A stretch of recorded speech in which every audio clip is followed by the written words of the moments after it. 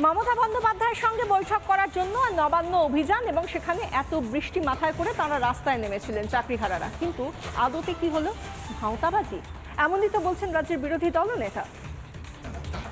আপনারা গেছিলেন নবান্ন অভিযান করতে, এই ধাপ্পাবাজ মমতা ব্যানার্জি আর তার চিটিংবাজ পুলিশ কি করলো দেখলেন? গাড়িতে তুললো 20 জনকে, বললো নবান্নতে চলুন, মিটিং করবে মুখ্য সচিব। গাড়ি ঘুরে চলে গেল শিবপুর পুলিশ লাইনে, নবান্নতে যায়নি।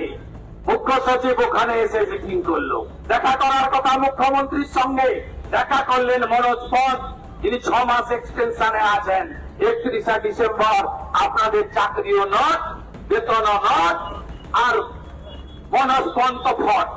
অতএব আপনাদের কার সঙ্গে মিটিং করালো আজকে?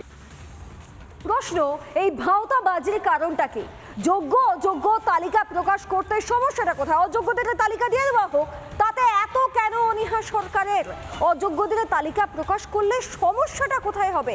প্রশ্ন করছেন আজকের পথে নামা যোগ্য দাবি করা চাকরিহারারা।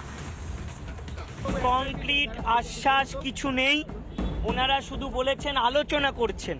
দেখা যাক, আমরা বলেছি আমরা এখানে আছি, আলোচনা বারবার হয়েছে, কিন্তু একটাই বিষয়, টেন্টেড আনটেন্টেড এর লিস্ট আমরা না নিয়ে ছাড়বো না, আমাদের ওটা চাই। ওনারা শুধু বলছেন এটা দিলেই চাকরি বাঁচবে। আমি বললাম দরকার নেই, ধরে নিন চাকরি বাঁচবে না ওটা দিলেই, কিন্তু আপনাদের দিতে অসুবিধাটা কোথায়? কোর্ট কি কোথাও বলেছে এটা দেওয়া যাবে না? একদম ঠিক প্রশ্ন, কোর্ট কি কোথাও বলেছে যে অযোগ্যদের তালিকা দেওয়া যাবে না? আচ্ছা, অযোগ্যদের তালিকা প্রকাশ্যে কোনো কি আইনি বাধা আদৌ আছে? আইনজীবীরা কি বলছেন, চলুন তাদের থেকেই শুনে। কোনো প্রকার ইচ্ছা নেই টেন্টেড ক্যান্ডিডেটদের কাছ থেকে টাকা ফেরত নেওয়ার। যদি তালিকা না দেন, তালিকা দিয়ে কোন ক্যান্ডিডেটদের কাছ থেকে টাকা ফেরত নেবেন সেই তালিকা প্রকাশ করতে হবে। এই লিস্ট দেওয়ার ক্ষেত্রে কোনো প্রকার সুপ্রিম কোর্টের কোনো প্রকার প্রতিবন্ধকতা নেই।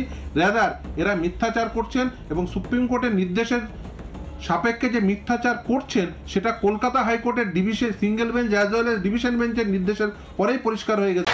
নানা ধরনের কন্টেন্ট দেখার জন্য লাইক করুন, শেয়ার করুন আমাদের ফেসবুক পেজ, সাবস্ক্রাইব করুন আমাদের ইউটিউব চ্যানেল। পাশাপাশি অন্যান্য ব্রেকিং নিউজের জন্য অবশ্যই চোখ রাখুন রিপাবলিক বাংলায়।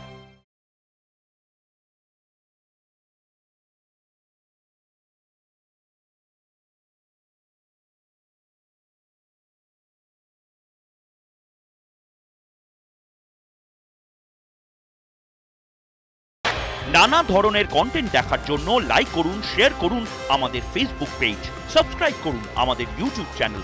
পাশাপাশি